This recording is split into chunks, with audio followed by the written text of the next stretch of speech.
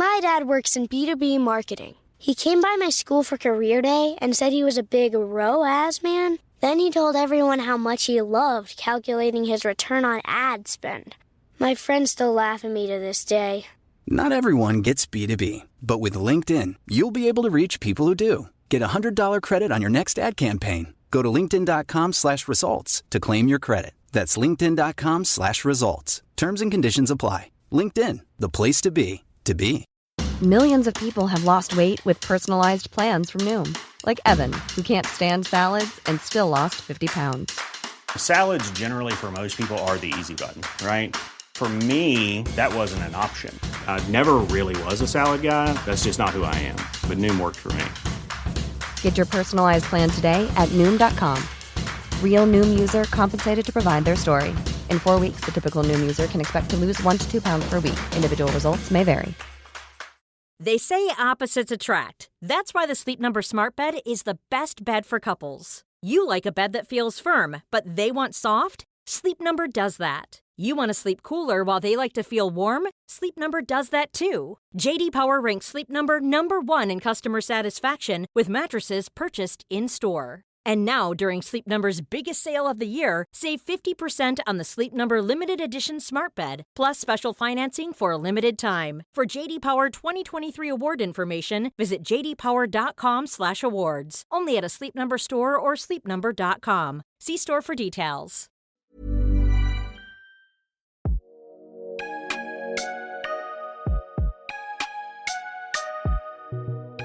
Pursuing your future doesn't end at 40. In fact, it may mark the beginning of knowing who you are, what you're capable of, and what you really want.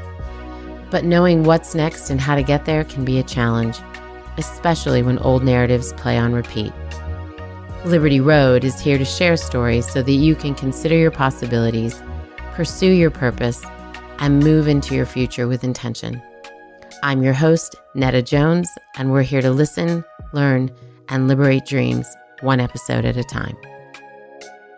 Well, hello, Liberty listeners. Welcome to another episode of Liberty Road. Today we have Mimi Ison on the show with us, and this is a really, really special show because we're talking to somebody who's kind of one of the OGs in this midlife space. She's one of the people who took a chance and said, I'm going to get out there. I'm going to start talking about my own journey in midlife, and I hope other people are going to come around me and be inspired and motivated by it. And so I'm excited that we get to listen to her backstory and what she's up to now. Mimi, welcome to the show. Netta, I'm really thrilled to be here with you. Oh, it's so great to have you on the show. So for those few people that don't know what you do, tell us what you do.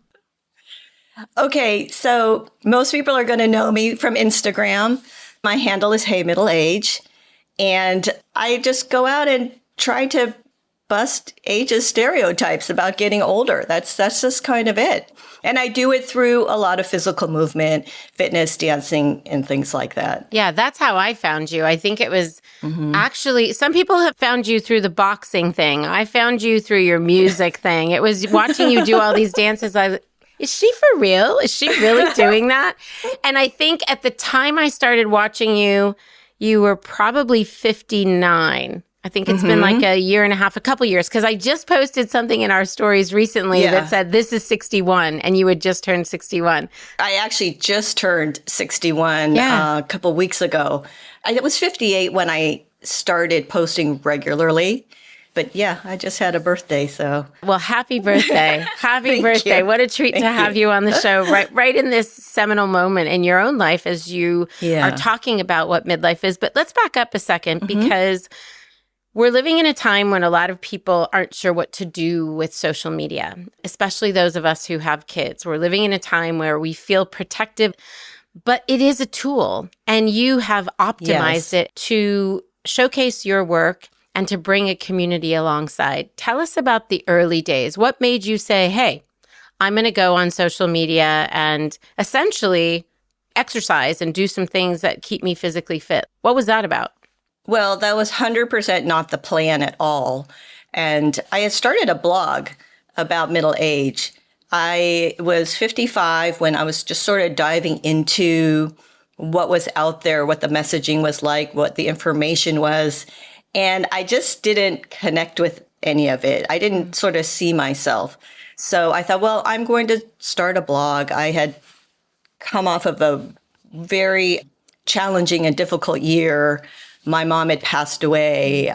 My daughter graduated from high school, which is a great thing. And I had left my job. So it was just a time when I was just trying to figure things out for myself. And things were changing. Like my body was changing, the way I was feeling emotionally. So I was just diving in.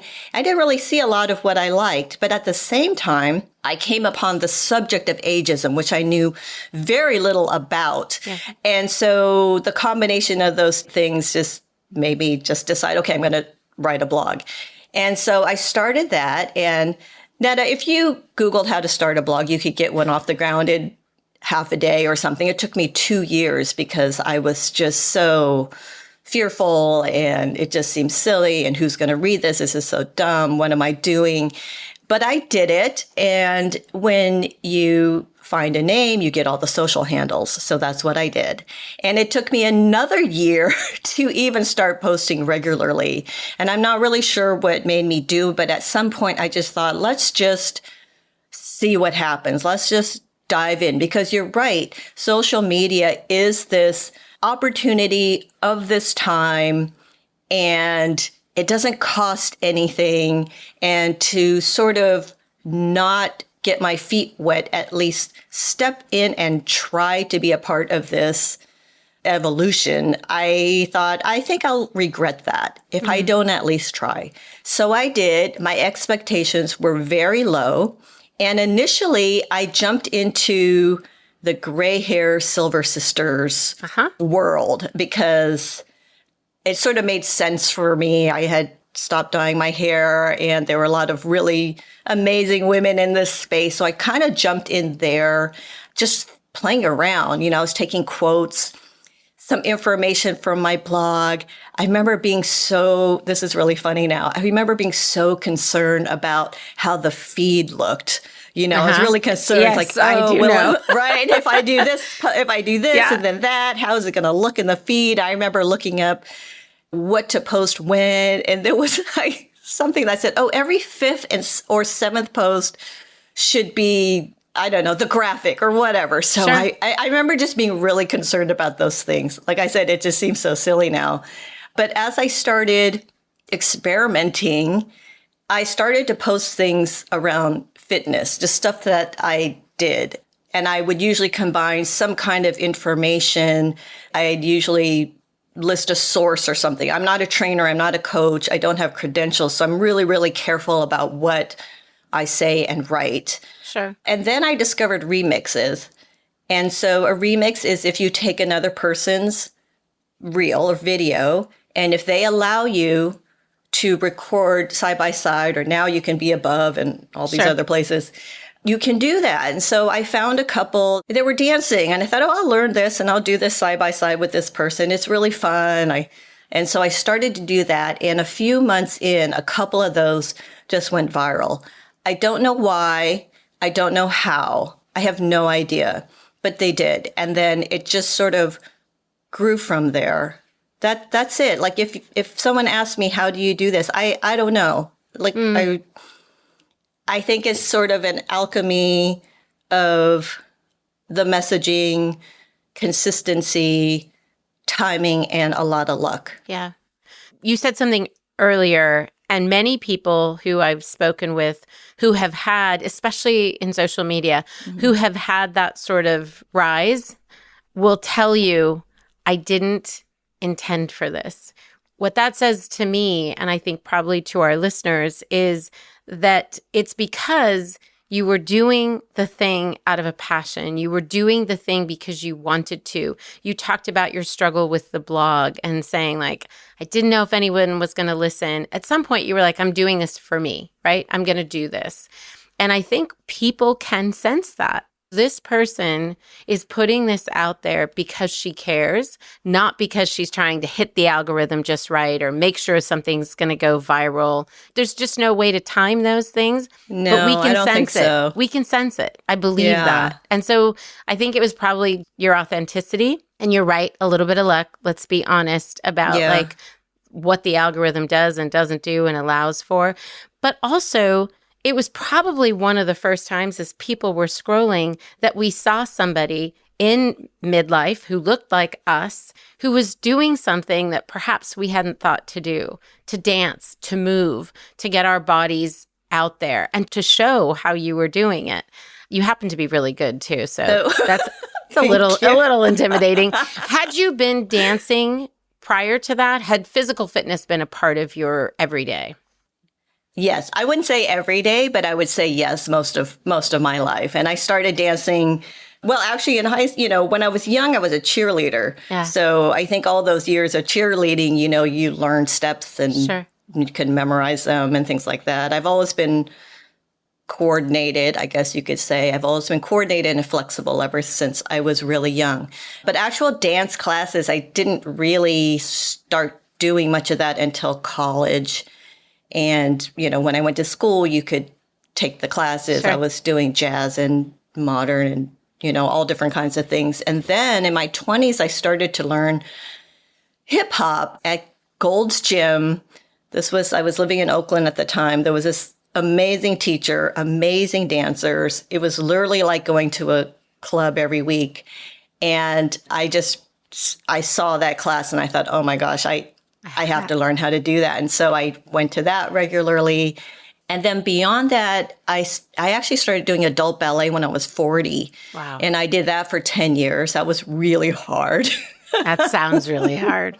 But at some point, I think I realized that for fitness or exercise and working out, I really like the combination of using my body and my brain. I mean, obviously your brain's part of your body, but I really like things that are more intricate where you really it's almost like a puzzle for your body to remember steps and choreography. And, I used to love step aerobics for the same reason. So doing something that's super repetitive it's not for me. I want to have to really think and be in the moment of what I'm doing. And I think that's why I'm drawn to dancing. It's why I'm drawn to boxing too, because in a way, I think boxing has a lot of similarities to dancing.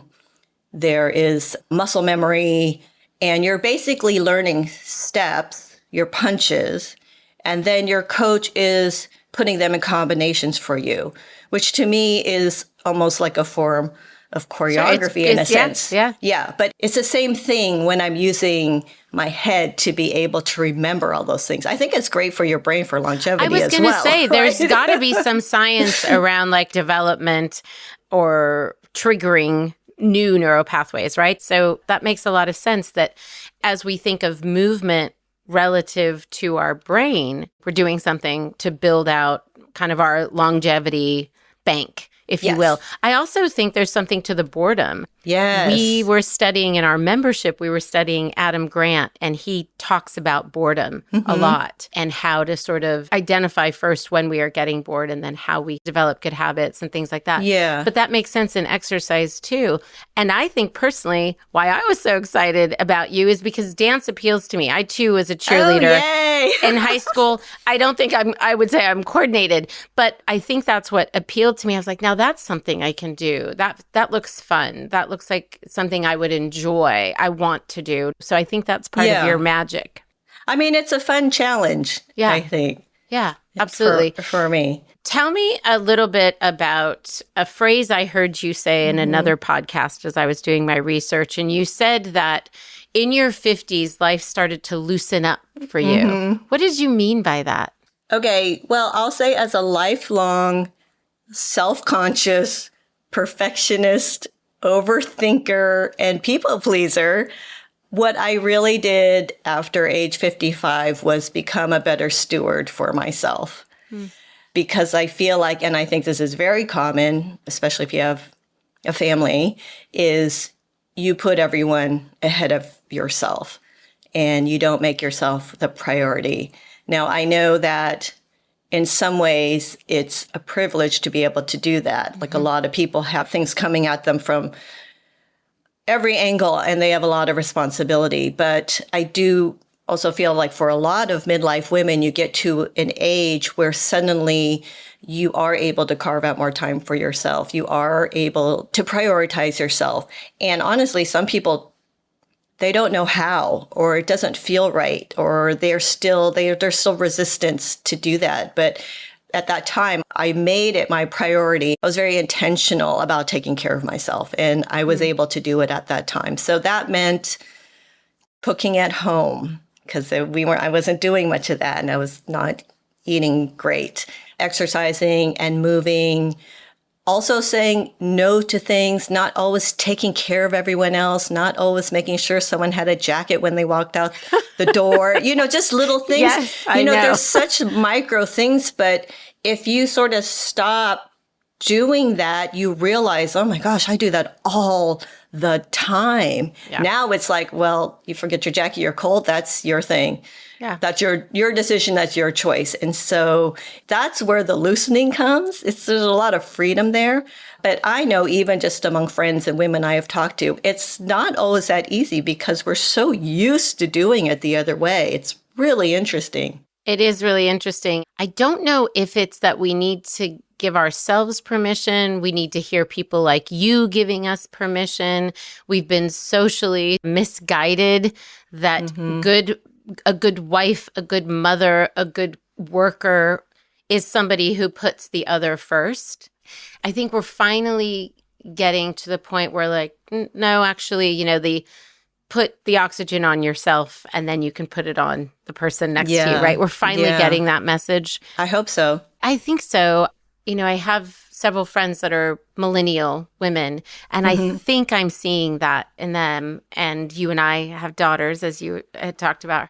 And I hope for them that that's the case. I hope we're modeling that for them in a different way as they step into adulthood. But it doesn't take away from how great you are at being a mother or a friend or anything else to take care of yourself. It actually adds value. It does, but we tend to get the validation by taking care of everyone else, right? Yes, you are exactly right. I think that's a really important piece to recognize that we are being validated by something that's actually hurting us in that process and in the long term. Yeah. Many of our listeners are stepping into midlife, are already in midlife. And I would say that I'm going to go with some of the conversation around physical fitness, weight gain, the difficulty in getting motivated. Let's Mimi Ison's sort of do this. Start here. Here's a way to start. How to start is probably one of the top questions I get. And I used to have an answer for that. And I've changed that answer over time. And so I used to feel like if you had a strong enough why, that it would be motivation to do the thing you want to do. So, for example, my why, years from now, I want to be able to put my luggage in the overhead. And I was gotten really specific about it. Do 8 counts of moderate pace choreography in dancing. And so what do I have to do now to be able to do that when I'm 80 or whatever? But I realize more and more just from messages I get and comments and what I read and see and hear. I mean, it just really depends. It depends on where you are and what you need. So if you're saying, well, I just don't know what to do. Well, if that's really true, I mean, just pick something. Just try something. Doesn't have to be the right thing. You can change your mind. Whatever you do is going to lead to something else and lead to something else. I truly believe that. So if that's really the true reason, to me, that's easy because the how is out there. It's so easy, right? To find the how, you just search it.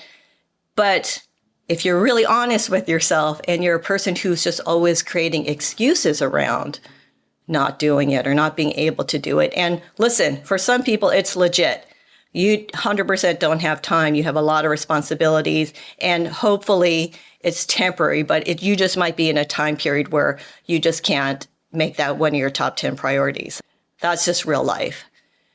But if you are really honest with yourself and you're just finding yourself making excuses for not starting or doing the thing you keep saying you want to do and you should do and you know you should do, then that's bigger. There's some resistance there. That's a mindset shift.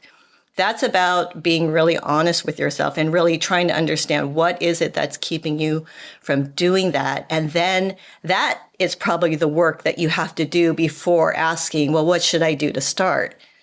So if you can't even get yourself out the door or to put on the shoes or whatever it is, then I think you have to kind of roll back a little bit and figure out, again, what is that resistance? Because behavior change is so hard to do. Being comfortable is great. Being comfortable feels good.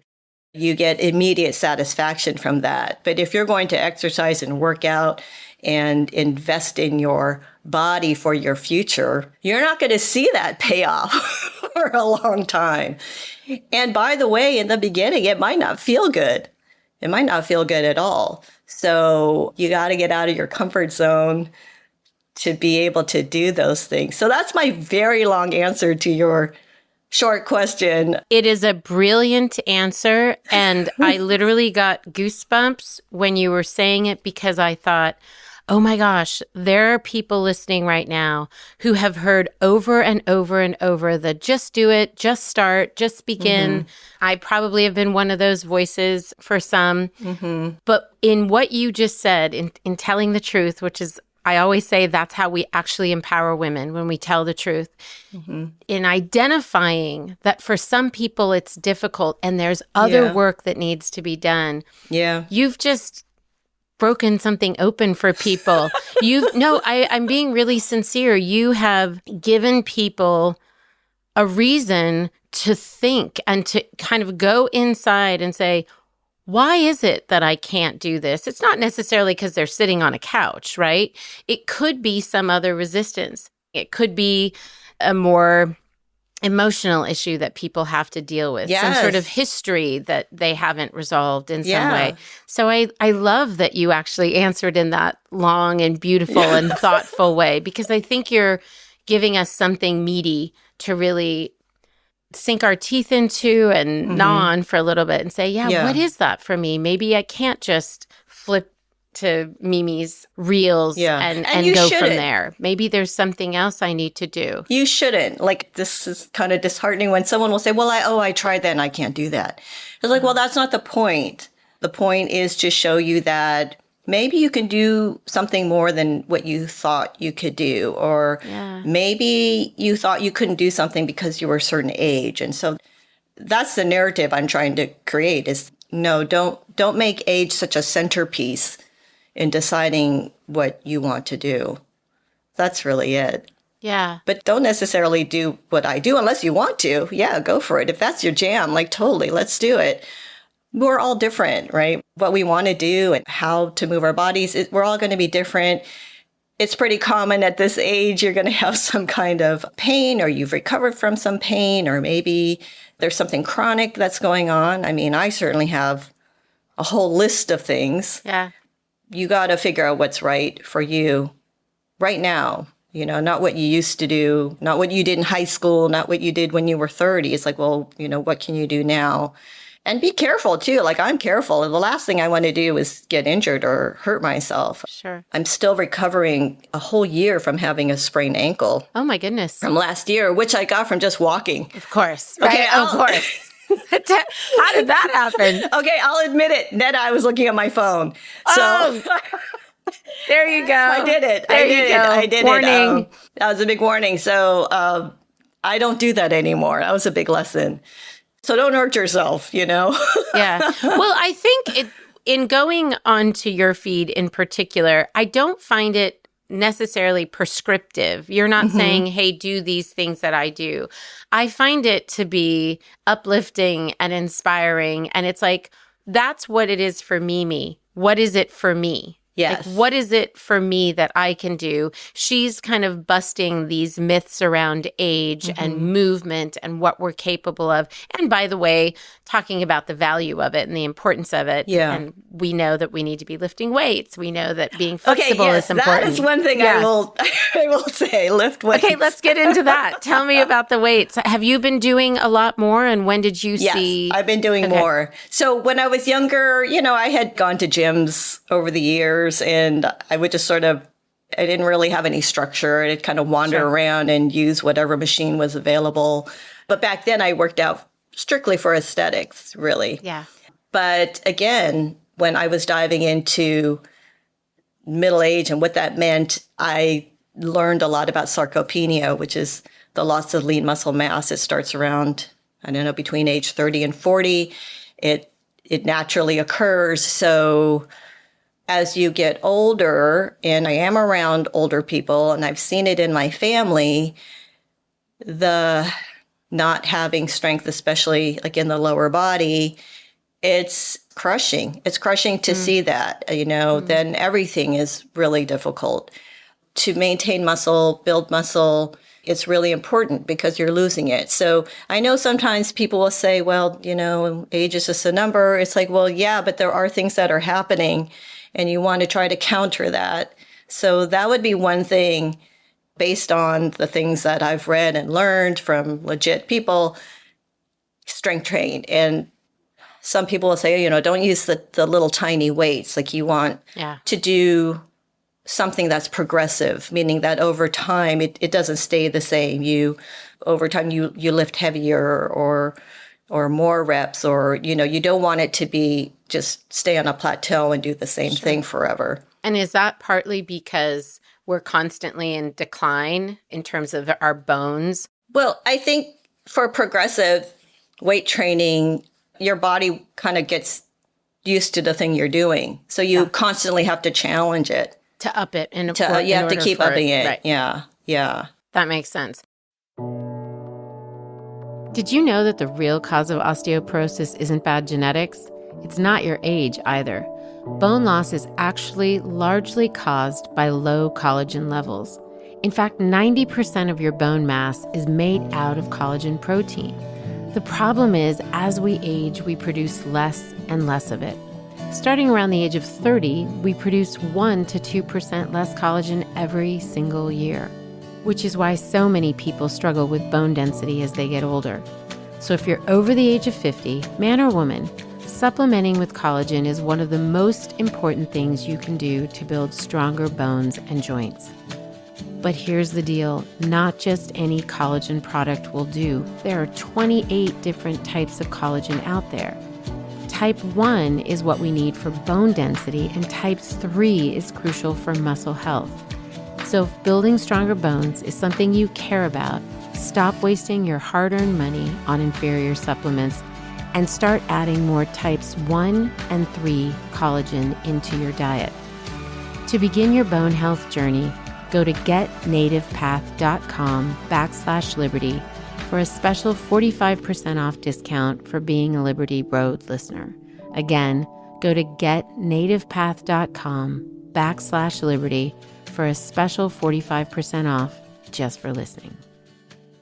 We know you're always moving, but how often are you spending time weight training? I'm doing 2 to 3 times a week. Okay. Sometimes it's 2. My preference is to do 3, but sometimes it's 2. Okay. Just because I do other things and I need recovery time. That's another big difference at this age versus 20 years ago. Well, even 10 years ago. When I started boxing, I could double up in one day. I could take 2 classes, back to back. I could do them Monday and Tuesday and Wednesday. And I need to have the time to rest my body and recover properly now. I probably needed it back then, but just ignored it, Yeah. So I can't do things as often as I used to. But I think that's a smart choice. It's a smart choice, and going back to the boredom thing, I think it's a fun choice, right? To be able to mix it up so that you can stay in for the long haul. Yeah. Right? So that you're challenging your mind and your body as well. I want to go back to when you were talking about the loosening up at 50 and you said, I'm a perfectionist, and you listed all these things off, and you said, basically, I realized that I needed to start caring for myself. But how specifically did that lend itself into pursuing the work you were doing at Hey Middle Age? What did that loosening do for you in terms of how you were showing up in your work, let's say?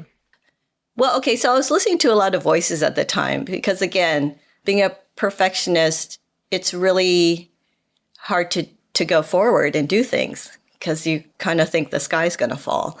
And it doesn't. Yeah. Intellectually, you know that it's not going to. But if you grow up a certain way and those are the expectations put on you, it's very hard to break out of that. So I was listening to some people who were saying, just put stuff, just press publish, just press post, just do it, make it. It could be bad. It could be horrible. The point is just to get rolling, just to do it. It's like, I still can't do it that way. But I could just baby step it one little thing at a time. And it's such a small thing. I have this like little tiny space out in the interwebs. And so it's very inconsequential. But every time I press post, it's a little chipping away at fear, just a little chip. And I think, again, that comes back to help with the loosening because the sky doesn't fall. It's fine. It's not a big deal. Who cares, really?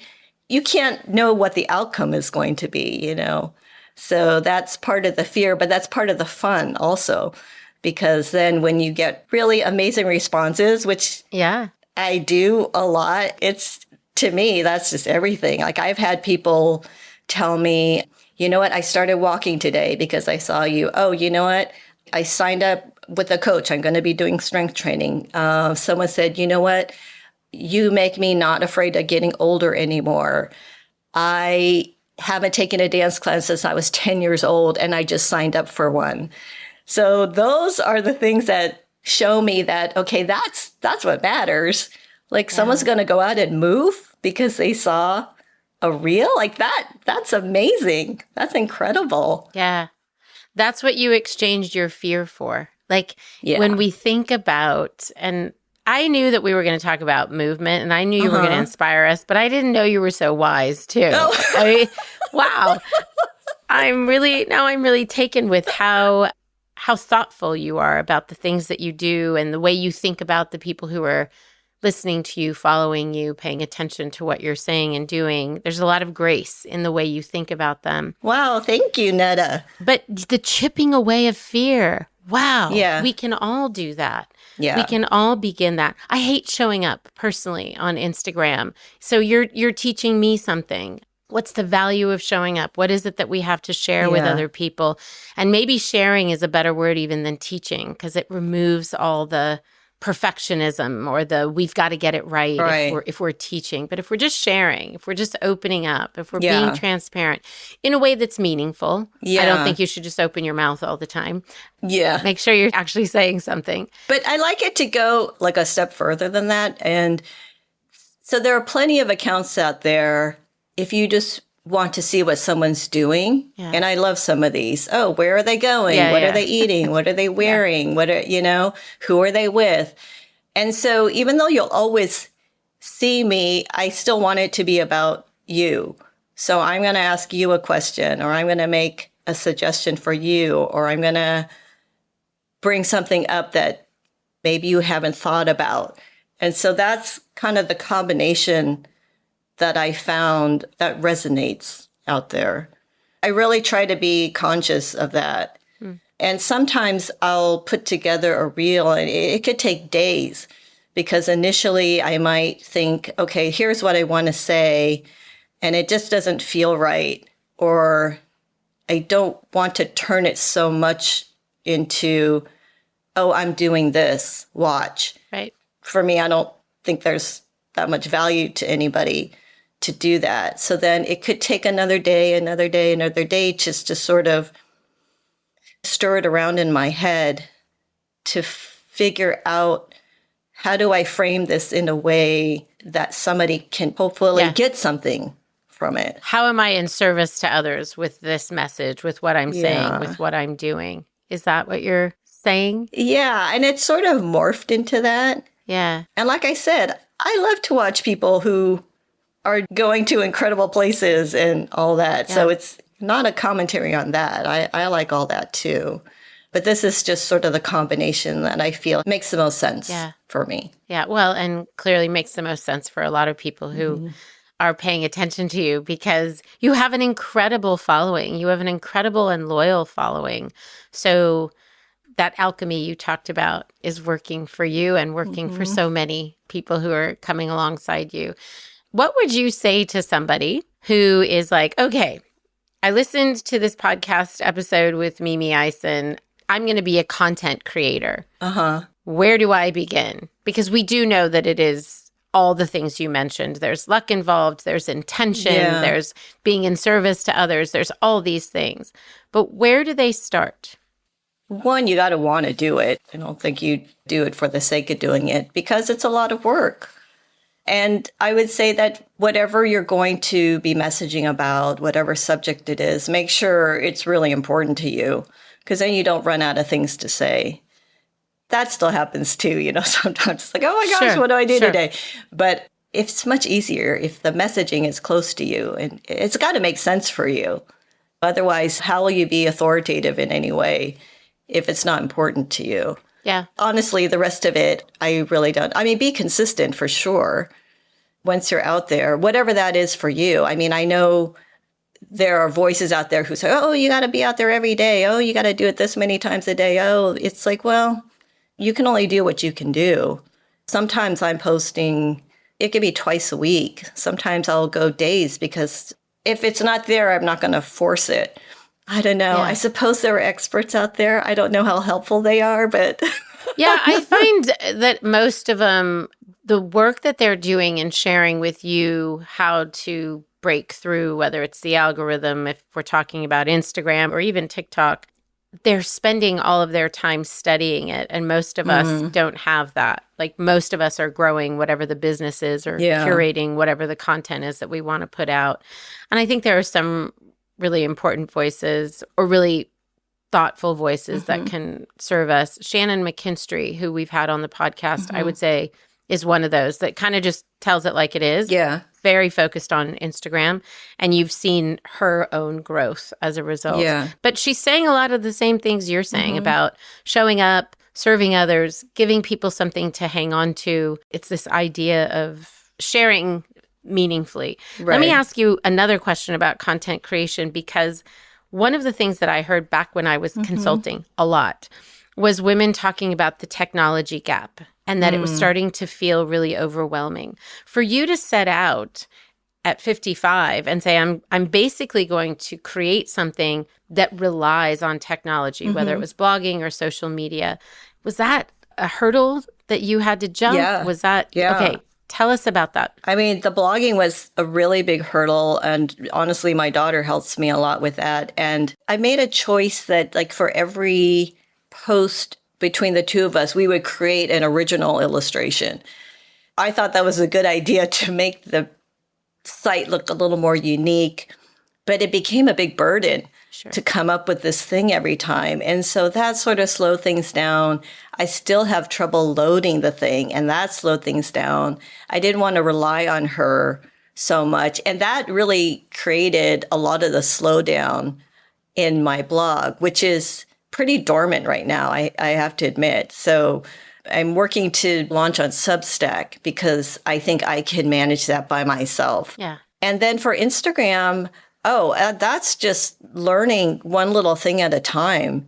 In the beginning, I remember I wanted to put music to something, and I didn't understand that you could use music from on the app. I just didn't know. So I remember finding music and attaching them, just doing the whole thing. Like, I just didn't even know. Yeah. And when I edit my reels, I do it on iMovie, which is really simple and basic, and it's really intuitive for me. And I know there are all these amazing apps where you can do all this incredible editing. And I've looked at them and for me, it's just like, oh God, I don't know. It's just a little too overwhelming. So, I mean, at some point I'll probably dive in and go there and learn things little by little, step by step. But that's how it's been. It's just learning one little thing at a time and then implementing it. And it's like, oh, wow, I didn't realize I could put links in my bio. Okay, let's do that. And so you add that one little thing.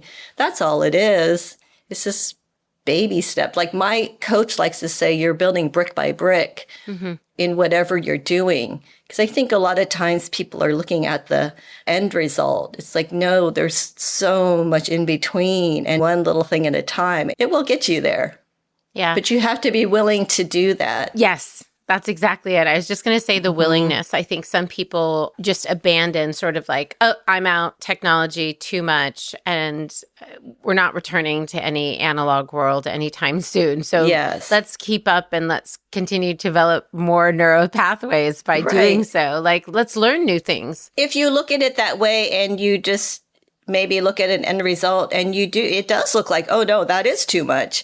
And yeah, it is. So, but what's the one little thing you have to do? Don't feel like you need to get there right away. It's like, what's the first thing I need to do? And that's for working out and exercising and all of that. So many things, or changing your behavior. It's that little itty bitty thing. I mean, if you read that book, Atomic Habits, right? He talks a lot about exercising and stuff like that. And we're talking about taking baby steps to the most minimal. And I'm pretty sure this is the book where he says, okay, if you want to get out and start walking or running or whatever, like just put your shoes by the door first, right? Yeah, it is in that book. Yeah. And then, we did that book in the membership too. And it is so important. Yeah. It's like these little tiny things, measuring the success between them, not between the beginning and the end. Yeah. Great advice from our wise friend, Mimi. Now I have a whole new... I'm like, you mean Mimi the wise woman? Oh, yeah, Mimi the dancer boxer. Yeah, I know her too. And I have to ask you, as somebody who is a binge scroller, sometimes it's the thing I do to wind down. Sometimes it's just I want to see what other people are up to. But what do you want people, after 30 minutes of being on Hey Middle Age, what do you want them to come away with? Dance moves, inspiration, you can do it. Like, what do you want them to walk away with?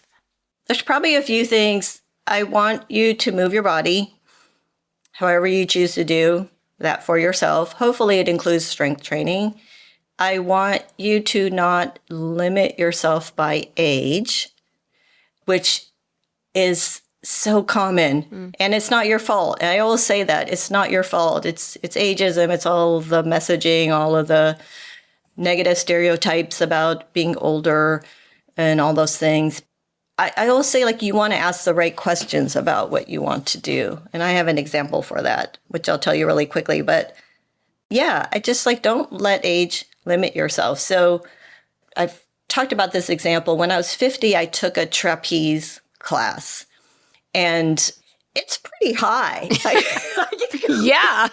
Right? It's pretty high. So I go to this trapeze class and they go through all the safety protocols and all that stuff. And so my question to myself was not, oh, can I do that because I'm 50? I'm 50. I don't know. I'm questioning it. No, the questions were, can I climb that really high ladder? Do I have the arm strength to hang on the bar? Am I stretched out and flexible enough to be able to pull my legs up and over the bar? And when I hang upside down, is the guy on the other bar going to catch me? Those are the questions to ask, not, can I do this because I'm 50? So that's just an example I have of giving age so much power, I guess, over us. I almost said power when you said that. Right? Yeah. And I hear that, oh, I'm 50. Can I do that? It's like, well, why wouldn't you? You need to question not the age piece of it. And I'm not saying age doesn't matter. Sure. I do believe age does matter in a lot of ways. But when it comes to wanting to do something or try something, investigate it, really question it. because likely it's not relevant at all. Yeah. Yeah, it's like we need to find perspective around age. I agree with you. It's not that it doesn't matter. It does matter. It does matter in the best of ways, and it does matter in the ways that we need to protect ourselves, right? So in what you're talking about, making sure that we are able to do those things so we don't injure ourselves, right? But also I would say when I hear people talking about age, and the reason that I wanted to really expand Liberty Road was I heard it from a work focus. They were thinking, I can't go do that new thing because I've aged out. Let me let go of the dream. I'm not really entrepreneurial. I think it's too late to go get that other job, whatever. And I'm thinking, you actually have the most contacts, the most wisdom, the most life experience, the most knowing about yourself. You finally come into this is exactly the time for you to do X, Y, and Z. So age matters and doesn't matter is a funny way to put it. I think it's perspective on age. What is it giving to us? Yeah. Age has actually given you all of those things. Your years of living have given you those things. So I think what you're saying is absolutely right. It's like putting age in perspective rather than it doesn't matter or it matters. It matters in the best way. But I think there's some irony there because, yes, as you're older, you have all those attributes, but depending on what industry you're in, ageism in the workplace, that's for real, right? It's so real. we don't want to discount that. Like, that's for real. And I think the laws to protect people against ageism in the workplace, it's like it starts at age 40. You know, the protections are for age 40 and over, which is kind of mind-boggling, really. It is mind-boggling. And you're absolutely right. Thank you for calling that out because I think there are lots of industries where age absolutely matters. You know, I think of people who have spent their life modeling, construction, anything that is relying on those sorts of things. Yeah, if you're on air or something, you know, we've seen some of those stories coming out of. Yeah. There was a newscaster in Canada, I think, who went gray and was let go from her job for whatever reason. Yeah. And so, I mean, obviously we need to change that. And again, those are our little baby steps, but the incentives are still there to look young and to look a certain way, and the incentives are great. So that's a whole other podcast. Yes, that's a whole other subject. Like that's a like complicated subject, I think, because that's currently the world we live in. I think it's important that you called it out. I think it's important that we recognize that it is complex. I think it's also important that we pay attention to the voices like yourself who are saying, wait a minute, let's look at what age does allow for. Right. I think you're a perfect example of that. You yourself talked about coming to a space where your daughter was leaving, your mom had passed, you had quit your job. What was next for Mimi? Right. And you were able to create that. So you're an example of exactly what we're talking about. Well, I mean, and social is one of those places you can do it. Yeah. Right? Yeah. There's no gatekeeper. There's nobody stopping you from saying what you want to say and putting out what you want to put out. Thank you, Mimi, for so much. I just really appreciate even more all that you have to offer and all that you're putting out into the world. Thank you for spending time with us. But before I let you go, we have our Fast Five. Oh, okay. So really quickly, what's a daily practice that keeps you grounded? Walking. Every morning, a walk. Without spraining your ankle because you're no longer looking on your phone. And then what are you currently reading? Okay, I have 3 books on my nightstand right now. Burn Book by Kara Swisher. Okay. She's one of my favorite podcasters. And I think it's called How to Get Old by Lynn Slater. She's the accidental icon. Yeah. She's like total OG, older Wasn't she like a Columbia professor or something like that? Yeah. I think she's a retired professor, social worker. Yeah. So like she's incredible. Her story is really amazing. And Grown Woman Talk. Yes. Do you know Dr. Sharon Malone? I'm interviewing her live tonight in LA. I know I'm so excited. I know, and I know she's been on your pod. I've heard her speak in person. Yeah. So yeah, she's amazing. So that's on my nightstand as well. She's incredible. She's incredible. Mm-hmm. And for our listeners who don't know where to start exercising, you already gave us, I think, some wisdom up front. But is there a very practical, physical way that you think, Yes. hey, this is a good place to start? It doesn't strain the muscles too much, Yeah. those sorts of things. Yeah. Walking. Walking. Yeah. And I actually just posted something about what I called low grade movement, meaning just trying to incorporate any kind of movement throughout the day so that you don't really think about it. So, for example, when I go to the grocery store, I park at the furthest parking spot. And I take stairs as much as I can over escalators and elevators. I put my shoes on sitting on the ground.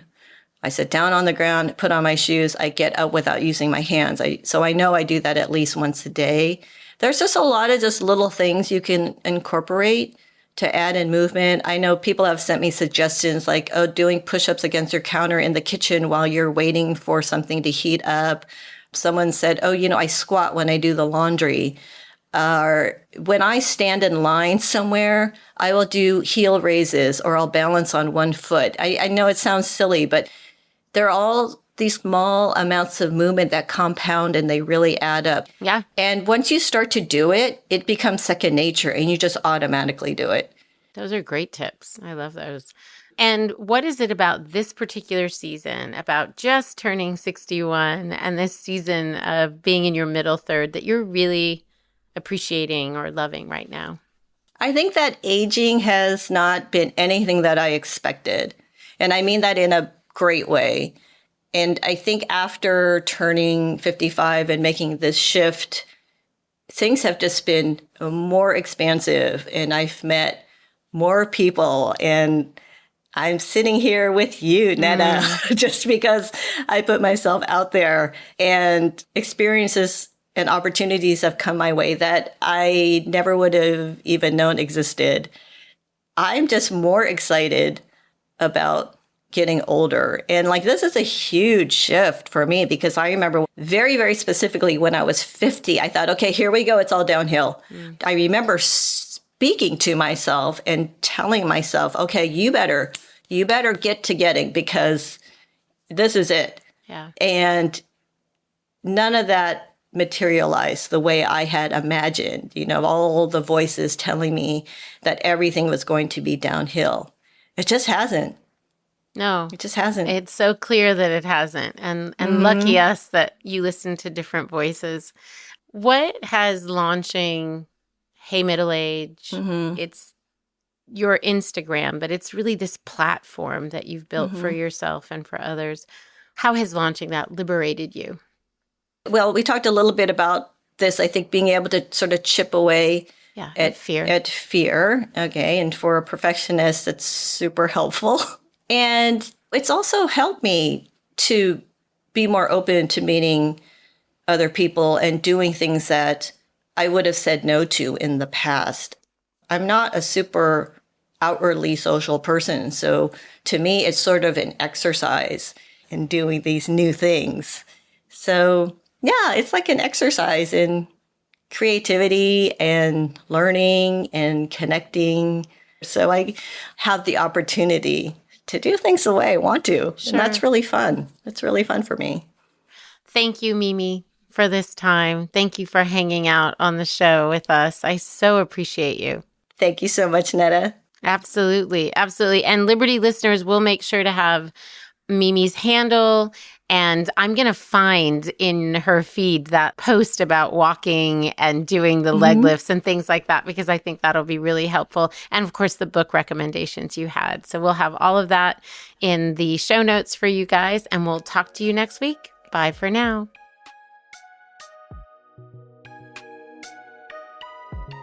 Liberty Road is broadcast on all platforms: Apple Podcast, Spotify, Stitcher, Google Podcast, and more. If you like what you've heard, please follow, rate, and review Liberty Road on Apple Podcast and Spotify. It helps us to know if these episodes are inspiring and equipping you to move into your middle third with intention. Liberty Road is created by executive producer Netta Jones, supervising producer Elizabeth Wyndham, producer Julia Wyndham, and music by Jack Jones.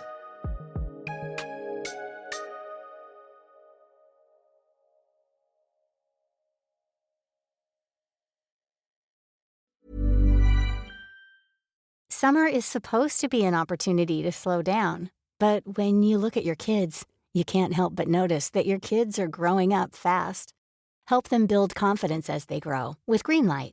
Greenlight is a debit card and money app for families where parents can keep an eye on kids' money habits while kids learn how to save, invest, and spend wisely. It's the easy, convenient way to raise financially smart kids. Get your first month